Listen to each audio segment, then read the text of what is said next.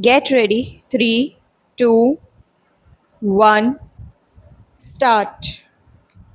I am very happy to be present here today for opening the new building of your university. All that you have said about this new university, which is only 6 years old, is commendable in many respects. Although you have not had adequate equipment and the necessary wherewithal in the beginning, these serious shortcomings did not discourage you. In right earnest, you started the work. One might feel sorry, but I am sure no one will feel surprised to know that in its seventh year, this university does not possess departments in subjects like Sanskrit and English on the side of arts and physics, chemistry, anthropology, and geology on the side of science. I need not say much about the importance of the Sanskrit language, which, besides having its own vast treasure house of knowledge, is the mother of the present day Indian languages of the North. The study of English language and literature is also essential for a university student, for it is a language which many in our country have been cultivating for the last 200 years and which is recognized as a medium of international expression by virtue of its being the language of a number of countries. Para equally important is the study of chemistry and physics, which are in a way the basic sciences which go to form the foundations of all technical and scientific knowledge. As for anthropology and geology, these two subjects have special significance for your state, inhabited as your state is by a number of tribal people speaking different tongues and having different customs and possibly belonging to different ethnic groups. No other state in India provides such favorable conditions and opportunities for the study of anthropology as yours. In respect of geology, also, I feel that its study should have special importance for the University of Guwahati for the benefit of not only Assam but the whole country.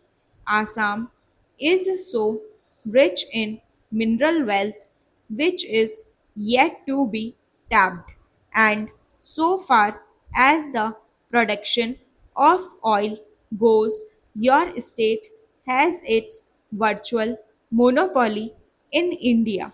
I am glad you have not been discouraged by these shortcomings, but you are endeavoring to create department in these subjects as early as possible.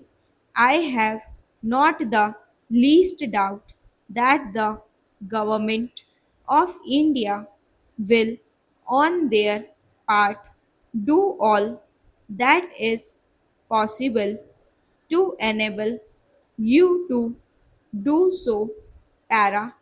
I must congratulate you on maintaining high academic standards in your university. It has been said in certain quarters that for the last few years, some of our universities have relaxed their standards. I cannot say how far it would be correct to say so, but if there is that much truth in it, this trend is to be deplored and discouraged because universities must always look ahead and after imparting education must of necessity be upright, even strict in the matter of conferring degrees, distinctions, or honors. You have done the right thing in sticking to this ideal from the very beginning. I am one with you that in order to be fully useful to the people for whom a university serves, it ought to be a teaching body. I am glad that in your planning you have kept this point in view. I hope the building for which you have been good enough to invite me to open today marks the beginning of your undertaking in that direction, Para. Apart from imparting education, which is, after all, the real aim of a university, it will also help you to coordinate and centralize your academic activities. What has particularly pleased me in the Vice Chancellor's address is his reference to the fact that your university is likely to provide a great meeting place for the different racial and linguistic groups inhabiting Assam. My own view is that a university, besides being a seat of learning, should also be a center of real cultural activity for the mixing of people professing different faiths, speaking different tongues, and having different customs and traditions. No other place can be more suitable than a university. This is because a university is singularly free from any kind of bias and the din and turmoil of politics. It provides an ideal atmosphere for all people to come close together and understand each other. I need hardly point out that you will be rendering a great service not only to your state but to the whole of India. If you keep this objective before you, you will have rendered a great service to the nation if by sticking to your resolve you succeed in bringing all these groups together by providing them equal opportunities, thereby promoting mutual understanding and the good of all.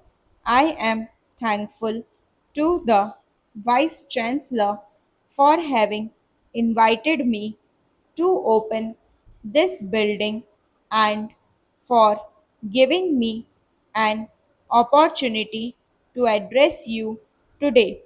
I wish your university a bright future and hope it will succeed in tiding over the difficulties and will be counted as one of India's great seats of learning and education. Stop.